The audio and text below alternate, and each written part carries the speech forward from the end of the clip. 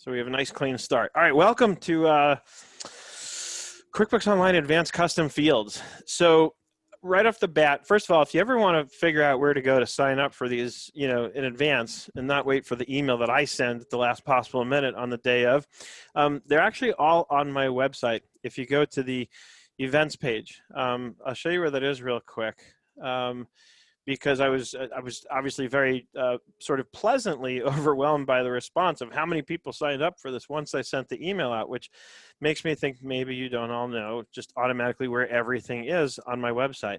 So if you're on the new website, which is at new.nerdenterprises.com, and you go to consulting products and programs up here, I had to get a little creative in terms of trying to fit it all in, and then you'll find live events.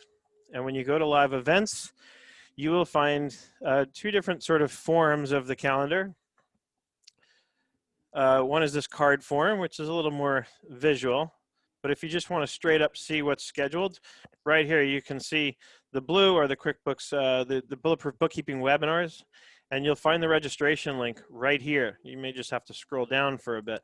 And then the green ones on Friday are the Friday Zooms that I do, right? So I've got to get some more scheduled out here for you.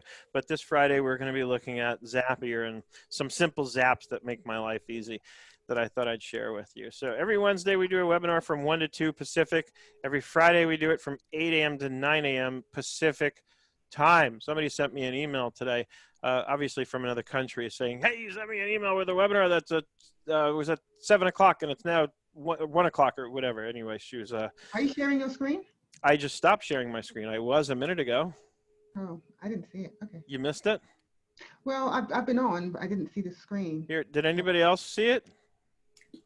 It's on. Okay. Yeah. Here it is again. Must be me. I'm seeing it. Oh, okay. I see it. I'm sorry. It's on my other screen. Sorry. Got it. No worries. All right, so there it is. So if you ever want to get in ahead of time and just figure out where to go to see what I've got going on, every week there's at least 2 webinars. Also, and I don't know why I didn't put it on that calendar, but also this Friday we're doing the Everything You Need to Know About S Corp's webinar. That one's not free. It's a paid webinar. And if you sign up for it, you will also get an option, if you choose to do a free month trial of 97 and up. So if you're wondering about 97 and up and you want that webinar, it's a perfect opportunity. Sign up for the webinar. You'll get a month free of 97 and up. And if you don't cancel, then you'll get into 97 and up for 147 a month instead of 197 a month. So if it's something you've been thinking about trying and you want to try it, this is a good time to do it. So that's coming up this Friday. The webinar is going to be from noon to 1 Pacific. Everything you need to know about S Corps. It's being presented by my good friend Josh Stanley, who has been a longtime member here of 97 and up. So that is just a bit of housekeeping and how to kind of navigate my world and figure out what's going on there in case you should ever want to. Now let's talk about custom fields in QuickBooks Online Advanced. One thing I want to point out here, oops, I'm in the wrong company. I'm in my client's company. What do you know? There we are. We want to be in Seth David's company.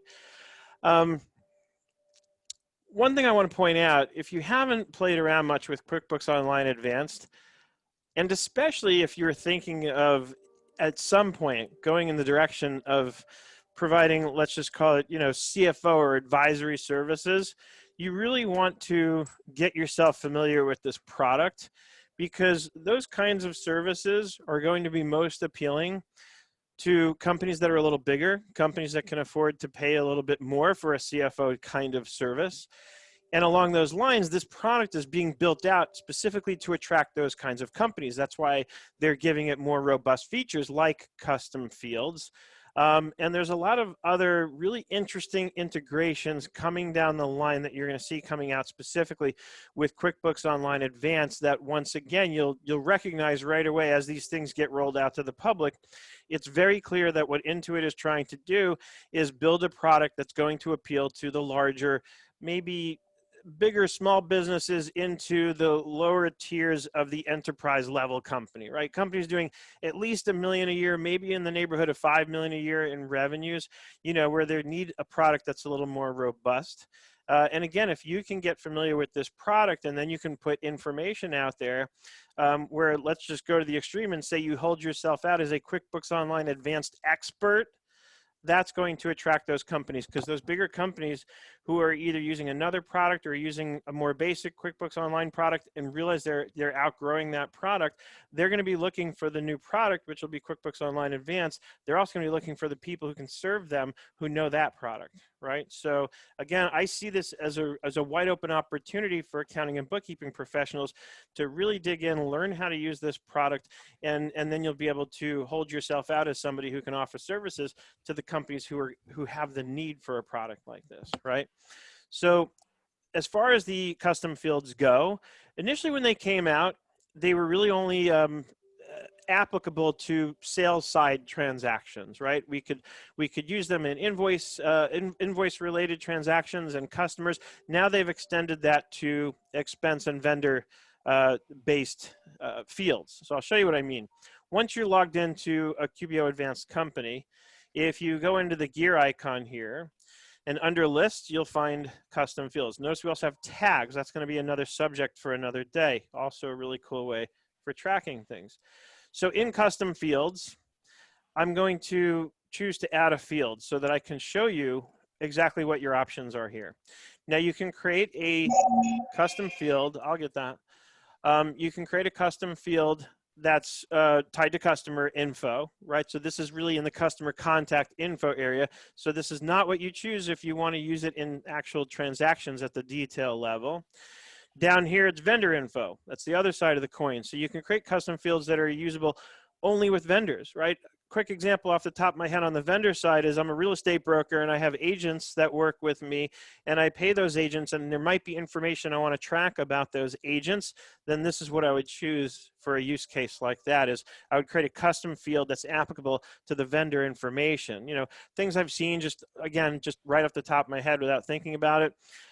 You know, some realtors that I've worked with want to be able to track their agents' license renewal dates so that they can remind their agents to make sure that they get their license renewed and there's no lapse or anything like that.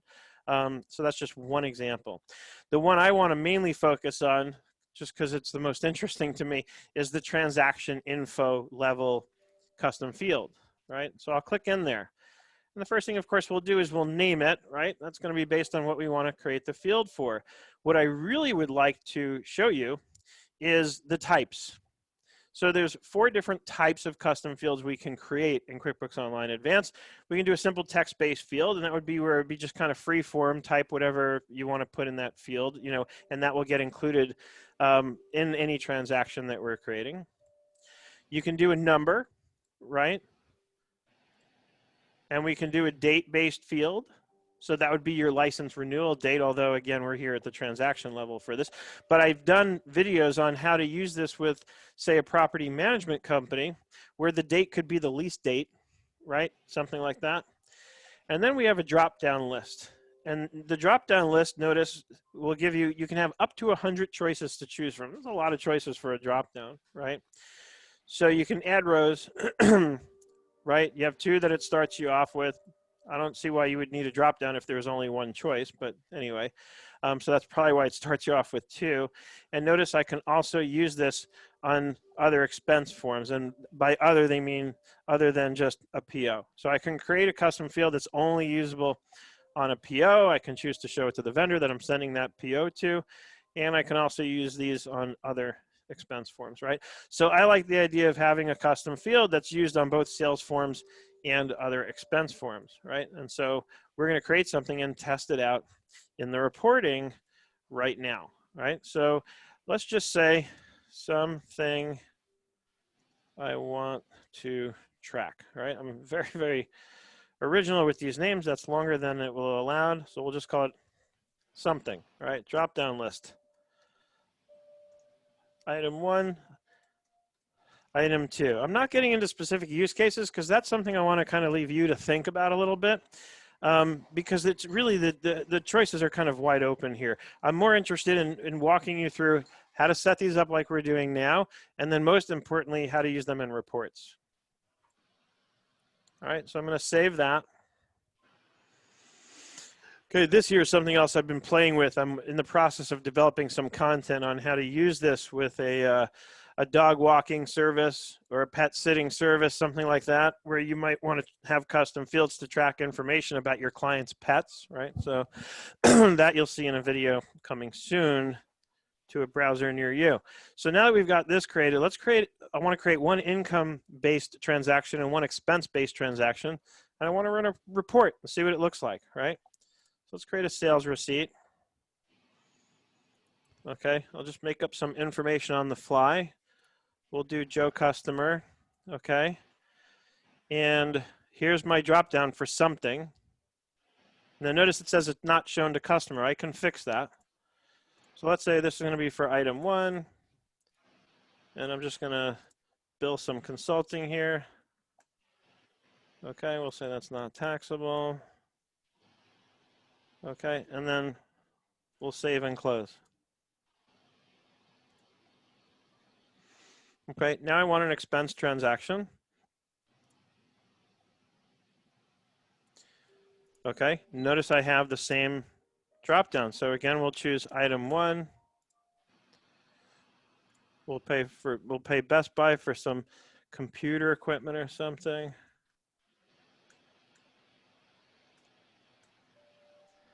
All right, and mainly I just want to get an expense and an income item on the books. And what I'm doing here, and honestly, I haven't tested this, but my goal now is to be able to run a P&L that's filtered for just that item 1, right? Because then if I can confirm that that works, then we have a beautiful mechanism here for getting really good data out of a set of books. And that's what this all comes down to, right?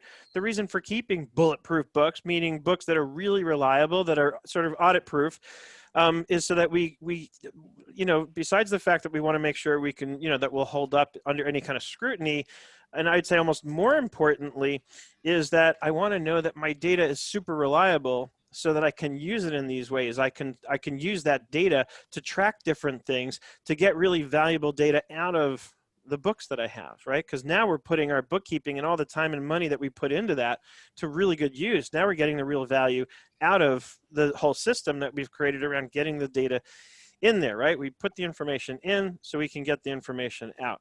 So let's run a profit and loss. And what I want to do, there's my $1,000, right, on both sides. But I want to see if I can customize this and filter it based on the custom field, right? And so there's no option for account here. Okay, and like I said, I honestly hadn't tested this.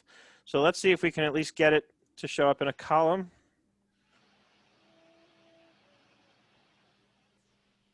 No. So now let's see if we can customize it. So it doesn't mean we can't do it. It just means we may need to do some additional customization, right? I think it's going to be on your transaction. Yeah, like in a transaction detail type report, right? Yeah. So let's go into the net operating income. If I click that, it's going to give me all the details. And then let's customize. And I also learned recently that that doesn't always work the same way as if you go, so when you go into the net income like that, it's still kind of limited in the reporting. But if I go into total income, this I very likely can customize based on what I'm trying to do. There it is, something. So again, we can get at it, but not in the ideal way that I'd like to.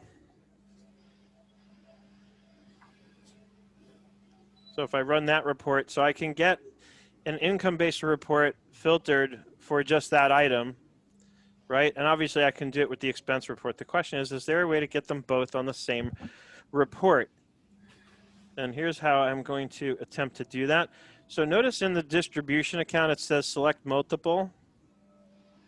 And if I scroll down, it'll show me it's going to have all the income accounts selected, right? Because that's how I originally created this, was by drilling in there.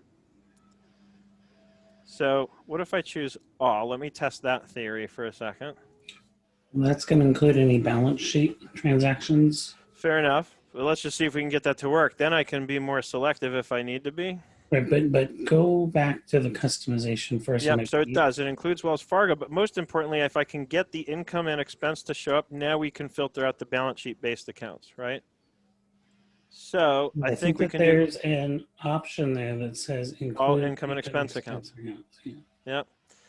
So what I'm getting at is that sometimes to build these kind of custom reports, this is what you have to do is you have to sort of build it incrementally and just test what I did here is I started out with one way that I had a feeling honestly wouldn't work, but then you just kind of test the what you have access to at different levels. Now, one problem that's still here is notice it's showing both income and expense, but it's adding them up. Right? In theory, this should net to zero because I have income of 1,000 minus an expense of 1,000 should be zero. But because I just kind of custom built the report to just sort of selectively include these different accounts, it's not giving us the picture that we'd really like to see, right? In a perfect world, this would zero out and show me we have 1,000 in income minus 1,000 in expenses, and it zeroes out. And I'm sure we'll get there. You know, this is all still fairly new, and they keep developing it. They roll out updates like every 6 weeks on this thing. But at least for now, I can dump this in, and why does that say undefined bilbies in there? That's funny. That was the account that you ran into. Was it? It's from the sales receipt, though. It's probably somehow what consulting is mapped to. It says deposit too. Oh, thank you.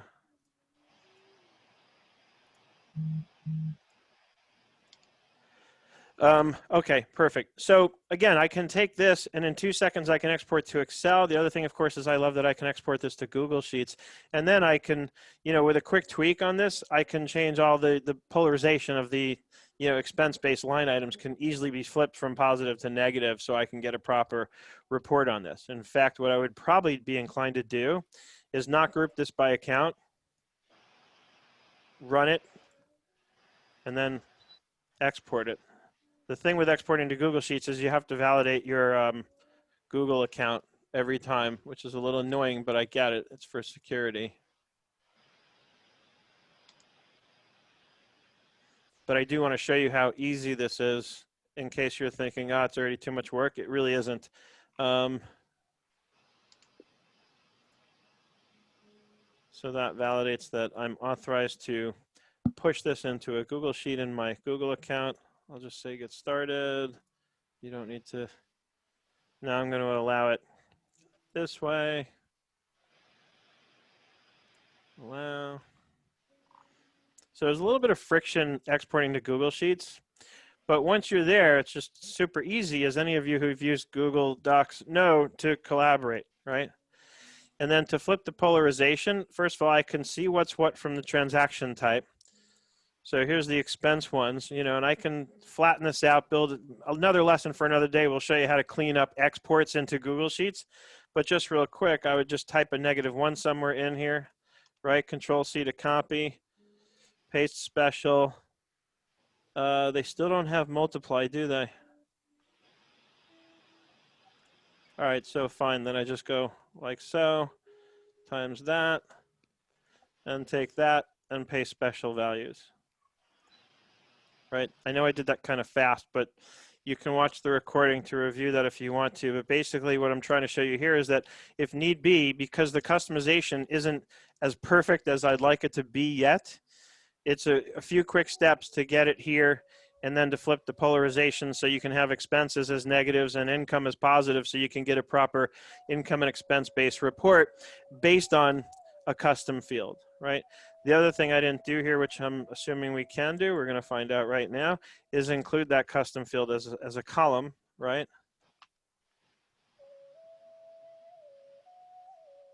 I know we filtered it for that.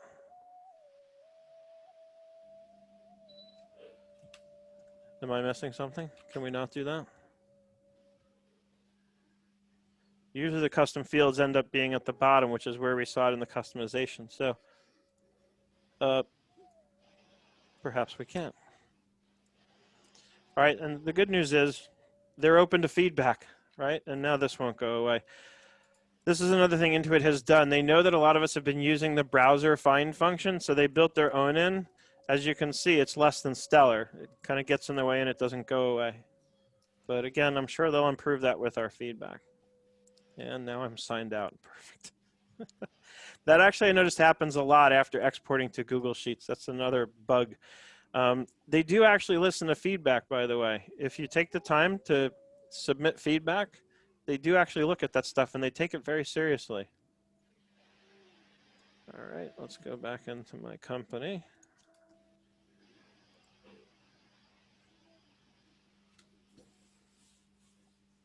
Okay, so we are, again, there are some limitations on the reporting, which I believe will get sort of fixed over time.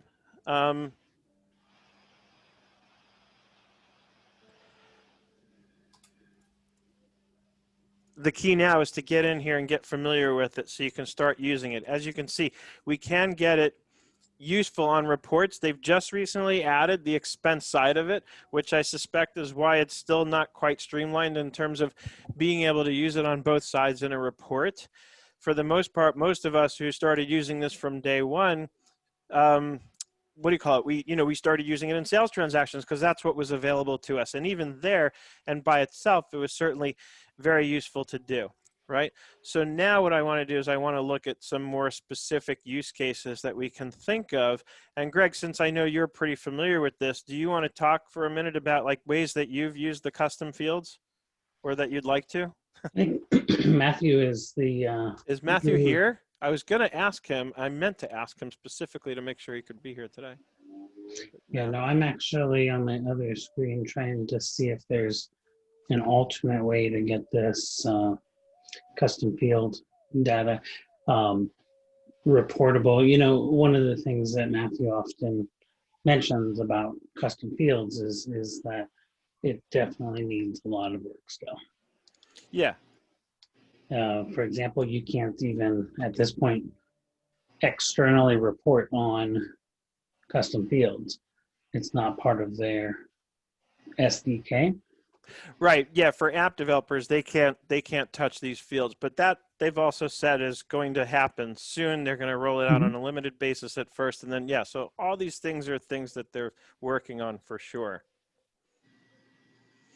I wonder if anybody else here is using these, and if you want to unmute and kind of share, and obviously if you have any questions based on what you've seen so far, again, please unmute and ask away.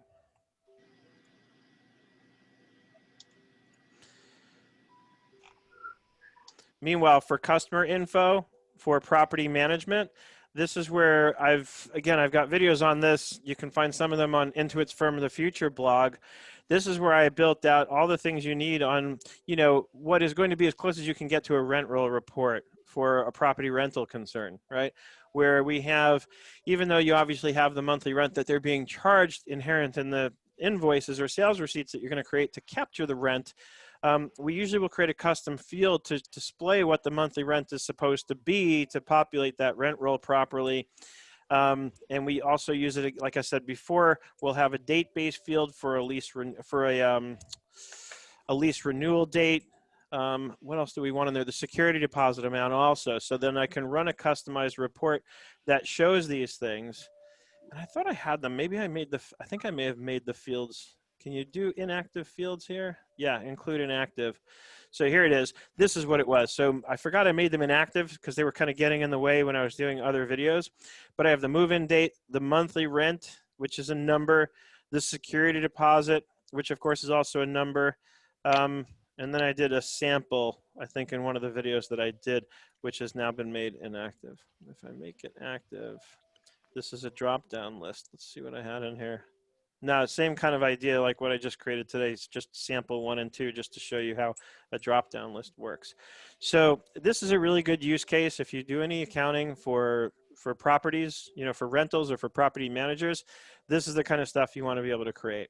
Of course, again, you have to have them in QuickBooks Online Advanced in order to get that to work. But this is where it's going to work really well on the sales side, when I do the sales receipts, right? If I make these active,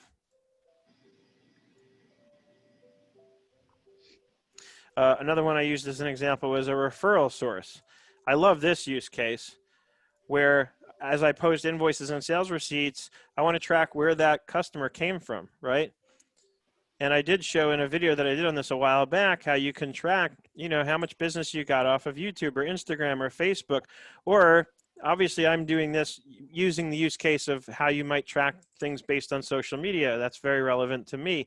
You might want to use something like this to describe the people who have referred you, your customers, right? If you get a lot of your business through referrals, through word of mouth, then this is a great way to you know, to track that kind of stuff. So when when you set up the new customer, notice here this is a customer info based custom field, so it's going to be tied to that customer. So while this is on, no, I do actually want to save this.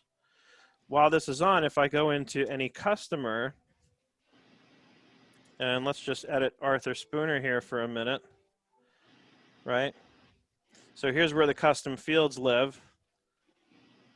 If I go into edit over here, you have the tab for custom fields. So now it's got everything kind of all mixed in. So here's this pets, right? You've got the move-in date and the monthly rent for the real estate example, security deposit, and here's the referral source, right? So you associate the customer with the particular referral source that they came from, and then you can get reports and filter it by referral source, and it'll show you all the revenue that's from all the customers that are tied to each referral source. So I've got a video on that. If you want to see it, just reach out to me and I'll dig it up. I posted it, I don't know, I want to say maybe like a year ago, maybe a little less than that. But so those are just a couple of examples of great ways to use this. And notice, throw a move-in date and a rent amount in there just so I can sure. show you something else. So move-in date we'll say was last month, and monthly rent we'll say is $1,500. And save. Is he renting an outhouse in California? Yeah, right. All right. So now, if we go back up to the customer main list, click back. There you go. Now do that, and then Yep, you can show it right here. we can put those columns in there. So now we have a quick way of looking. You could even start to maybe even consider using it as a CRM in a way. You can have a last contact date. Yep, you can have a phone number or an email in here. Yeah, I wish they would let you format the numeric fields with like currency formatting. That would be cool. Again, maybe in a future release. But that's a slick move. Thanks for pointing that out, Greg. Right here we've got the phone. Well, this phone is actually built in already to customer's profile. Why isn't it letting me in? There we go. So that, I believe, should be coming from here.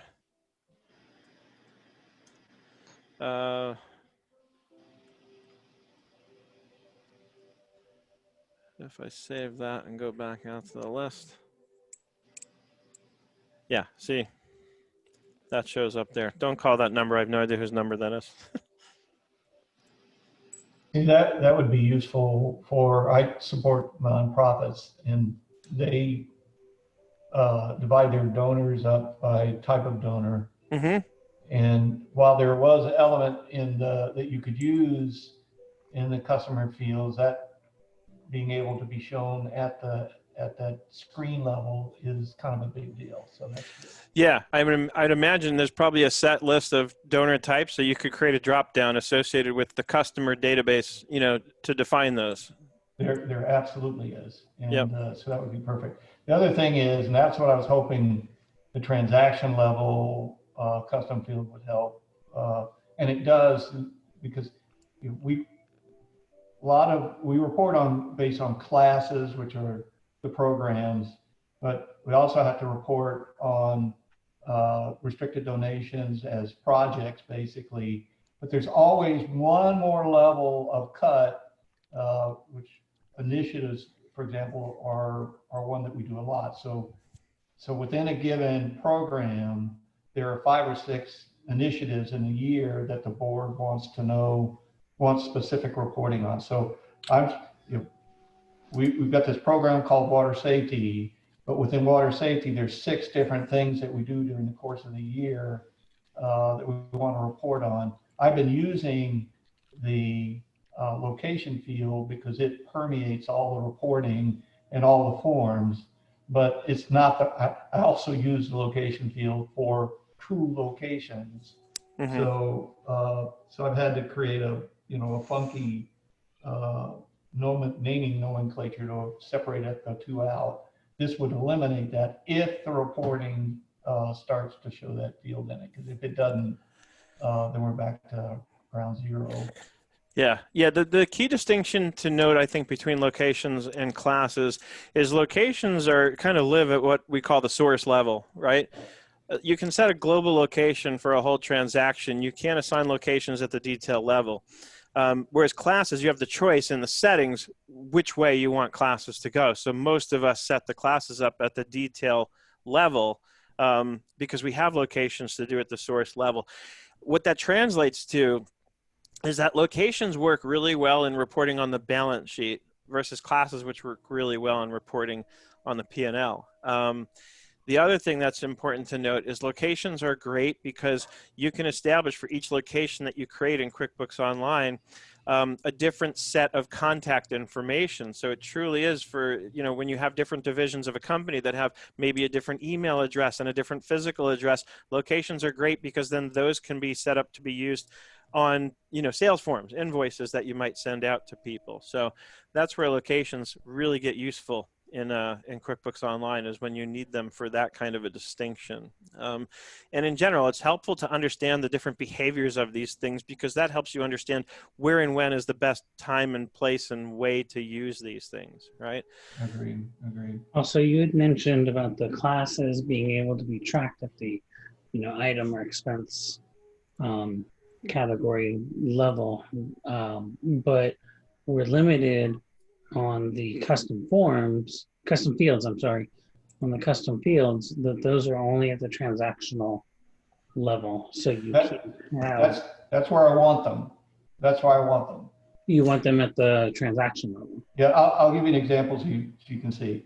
So there's, let's say, 6 different programs or classes set up that never change.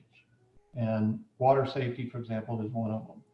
And in any given year, so I'll have transactions that I will put under that program, which I have to report up to the board to say, water safety, here's our income and expense items related to that. But they ask the next question, which is, what exactly were the projects that created those expenses and created that income? And that's where custom field level reporting that I would create a custom field called initiative. And that's where, if I could do all my reporting based on that custom field initiative, that would allow me to answer that question, no problem. Yeah, and that's what is great about your use case. That works for that use case. Other use cases might be, let's say you want to create a serial number custom field. That's only good if you're ever only going to sell one serial number per transaction, because the serial number would then be at the transactional level, and you wouldn't be able to track serial numbers at the item level. Right. In short, you can't split a transaction based on a custom field. If you look on my screen, using the example of a bill that I'm entering, notice I only get one place to assign the something custom field that I created. I can't put that information in the details down here. That's the distinction. Whereas a class, I can take something that I can use the same account on 3 lines and split it up between 3 different classes using the detail level. The difference is the stuff that's described up here is what we describe as being at the source. And the stuff that's down in here are the targets, right? Even in terms of the account, a bill, the source account is accounts payable, right?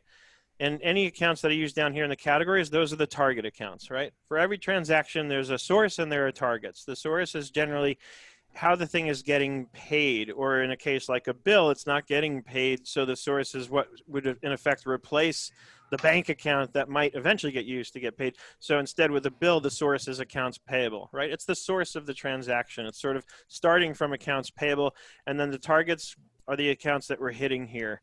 when we're, when we're recording at the detail level. And same with the items, right? The only distinction with the items is instead of an account, we're using a product or service which is linked to an account.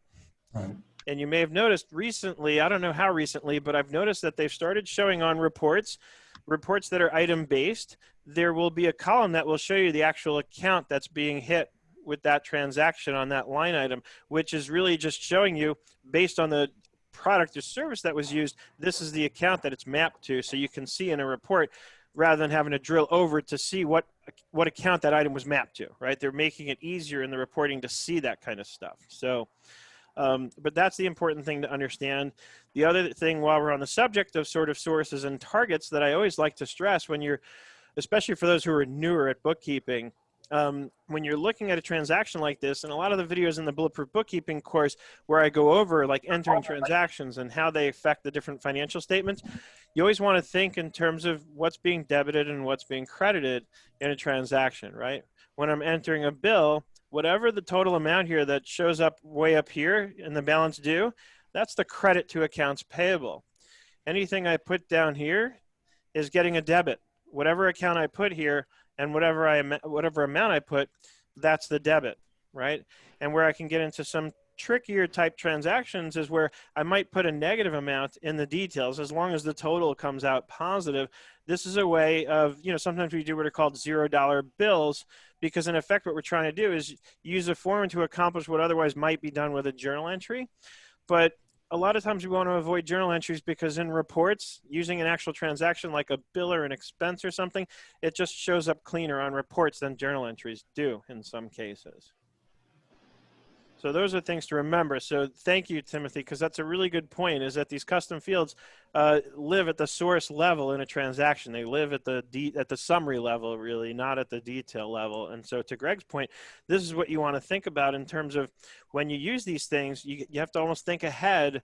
How am I going to use this? You have to be able to like almost visualize, how do I want this to show up on a report, and will I be able to accomplish that, right? Today, honestly, was a bit of a test. Normally, I like to try and test these things out in advance, but if I'm being very honest, I just haven't had time. So I knew going into this that today I was going to get to test out whether or not and how I knew I could run a report filtered by the custom field just on income or just on an expense. But the question was, is there a way to run a report that groups them together?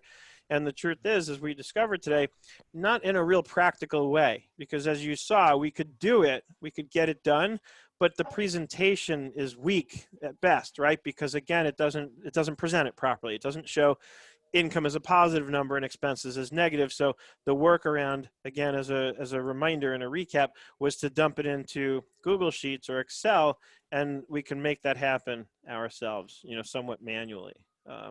And the truth is, as far as reporting goes, I worked with a client earlier this week in QuickBooks Desktop, actually. There's going to be a certain point where no matter how good the reporting in QuickBooks Online gets, you should still get in the habit of understanding and learning how to generate a report in QBO that you essentially run into what looks like a flat file so that you can drop it into Excel. And then in Excel, using things like pivot tables, you can get really good and sophisticated reporting out of the system. So I think we're going to have to stay kind of used to that idea for a while here. When I've talked to my friends at Intuit and they've asked me for my feedback on like reporting, I've said to them, if you can figure out how to create a reporting engine in your product that works exactly like pivot tables do, I said it would be game over for any of the other companies out there that are producing accounting products, where the ultimate purpose of any accounting product, really, if you think about it, has to be the reporting, right? That's where I get to pull data out of the system. That's the whole reason I put all the data and spend all the time and money that I do getting information into the system, is so that I can generate good reports and get useful data out of the system. So, we're getting there with custom fields. We'll talk about tags in an upcoming webinar. Similar thing, you've seen it on my screen a couple of times today. But we'll test out the same thing. How can I use a tag in a transaction or two, and how does it show up when I want to generate a report, showing those tags? And let's see, the tags, I believe, also live at the same level as the custom fields do. We're not going to get a column in the details for tags. Let me just see real quick if I do an expense. Yeah, see, the tags show up here in the same general area as the custom fields do. So same thing, right here when you click on tags, it gives you some examples even of how you might, use them. And then of course from here you can go manage tags. So again, same idea, perhaps a different use case. I think the real distinction with tags is I can put multiple tags on a single transaction here, right? Whereas with the custom field, I can choose one item. So I think we're going to find out that's going to be the main distinction here, is that I can add multiple tags, whereas a custom field I can only do one. And tags can't be set up to be tied. You're not going to be able to do like a drop down. So keep in mind that what that lends itself to is the possibility of errors. If I'm using tags in a certain way and somebody types a tag and there's a typo, then I really have two versions of the same tag, and that can sort of crash my reports. So I have to be careful about those kinds of things. And again, it goes back to what I said earlier about really understanding the behavior of these things. So, what I want to encourage everybody to do, what I would love to see you all do, especially for those of you who haven't played with this yet, is get in here, get a QuickBooks Online Advanced company. I know it's not cheap. If you have your QBOA wholesale account, you can get it for $105 a month instead of $150. But I think it's worthwhile to spend that money. It's an investment into your own bookkeeping or accounting practice so that you can play with this and practice with it. There is also a test drive company for the QBO Advanced product. Let me look that up real quick so I can get you all the link for where that is, because it's not easy to find. The main QBO test drive, you can Google QBO test drive and that one comes right up. This one, not as much. So here it is. I'm going to drop this in the chat for everyone, and of course I'll include it in the notes later on. So this is the QBO Advanced Test Drive. Hold on a second. There we go. I should test that, make sure it works properly. Yes, it does. So if you want to play around with these features that are exclusive to QBO Advanced and you don't want to spend the money, setting up your own company, you can play in here, right? And they have some sample data populated too, so you have some data to play with. Although I'm already not seeing tags in this, but maybe you have to go create one or something. Actually, I take that back. This seems to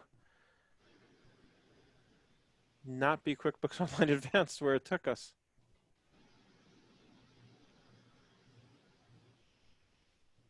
And I'm trying to remember, I don't think you need to go into settings to turn on custom fields, but maybe you do.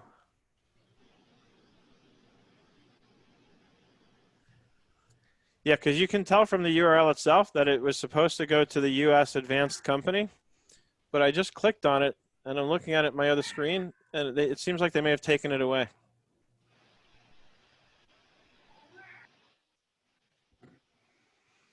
Well, that's no fun.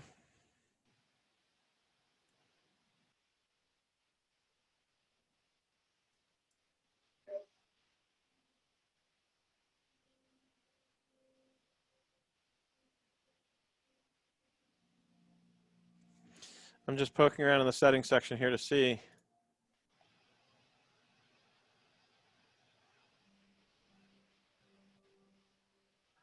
All right, well, I apologize. I take that back. That link used to take you to a sample QuickBooks Online Advanced company. It doesn't seem to anymore. I'll look into that, and if I can get an updated link that works, I will obviously pass that along to all of you. Pam says, smart reporting says something's not working.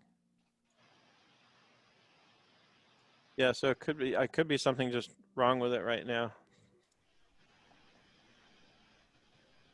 Because the other one, the basic QBO test drive company, I'll give you that link just in case. This is, I believe, QBO Plus. There's that link. So Melissa says the link took her to the advanced test drive. Oh, you know what the problem is? I'm logged into a QuickBooks Online company already. Let me log out. I always forget that. If you're logged into a QBO company, it's going to sort of pick up on that. So now that I'm logged out, let me click on it. Yeah, and then I have to just tell them I'm not a robot.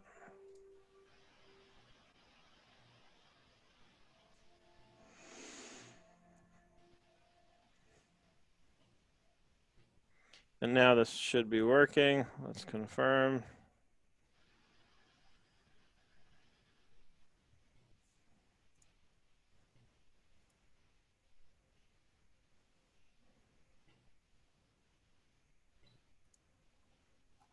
All right, so it's not giving me custom fields here. Let's see, maybe I just need to create one. No, I'm still in just a regular old QBO company, not advanced. Are you guys sure it took you to advanced? Yes. Huh. So QuickBooks just hates me today. Mine says, welcome to QBO Advanced Test Drive. Interesting. Let me try again.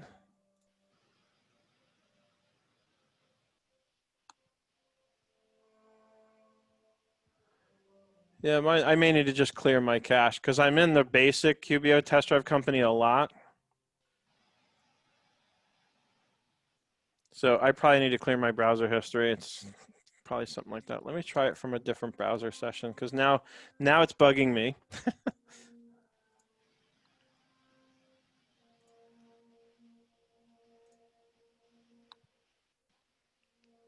Oh boy.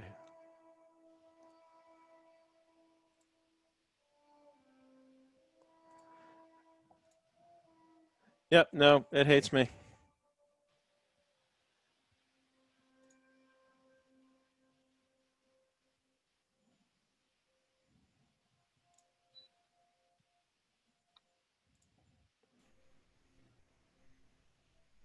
So Pam says she sees custom fields and smart reporting, but no tags.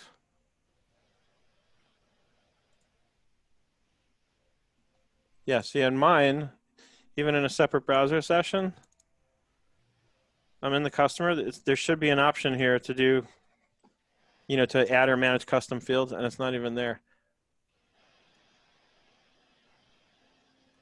All right, anyway, you get the idea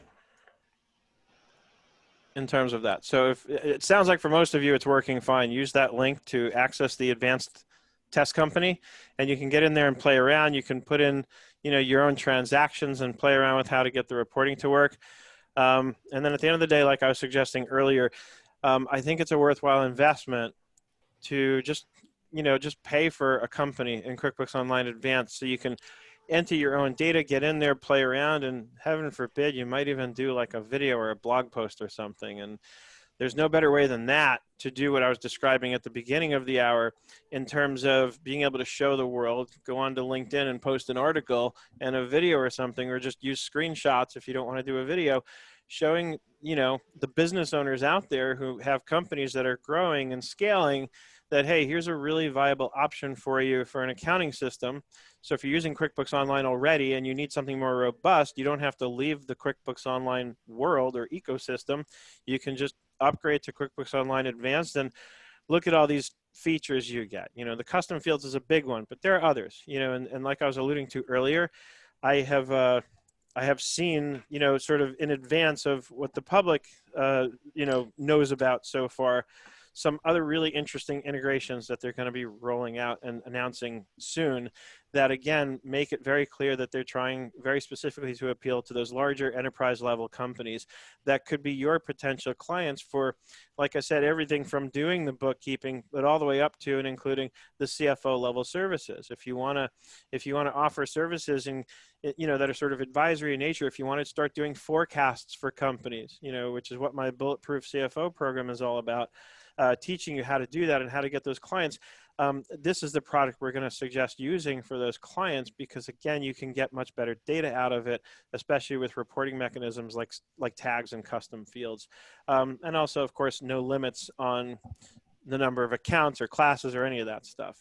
They remove those limits now when you're in the advanced product. So those are some things to think about. But if you want to offer those advisory services and you want to attract those clients, a great way to do that is to start putting content out there aimed at showing those people, here's what you can do. with a product like QuickBooks Online Advanced. And then of course it's inherent, and you can also say it if you need more information, you know, give me a call and I'll help you get set up. Or, you know, switching to QuickBooks Online Advanced is really easy if you're already in QBO. It's just a matter of upgrading your subscription. Everything's just going to be there. So that's not a problem at all. Any questions? Do you know if, Seth, any of the other reporting apps like Fathom or some other reporting app give you even better access to the data fields for reporting than we currently get just straight out of QBO Advanced? So I don't know about better access. Like Greg said earlier, the developers don't have access to the custom fields at all. So any apps that you're using won't be able to pull that data in. It'll be, you know, void of that. But in terms of like a reporting app, or especially if we are talking about forecasting software, then I've been pretty loud about the fact that I love Giraffe for that purpose. You know, Giraffe.com. It's built by a guy who was a CFO. And so it's true like financial modeling software where you can develop your drivers and assumptions just like you would do if you were doing it in Excel. You can write formulas, you know, you can say, grab the total from this expense line and multiply it by this number, and that's what should populate on this other line, you know, so you can create your variables in their product. It's pulling data live from QBO. So it's really easy to update and analyze your month-to-date variances, you know. What's it called? Giraffe, J-I-R-A-V. It's pronounced like the animal giraffe, but it's spelled, I'll put it in the chat. Giraffe.com. But didn't render as a link because I didn't use the HTTP. Okay.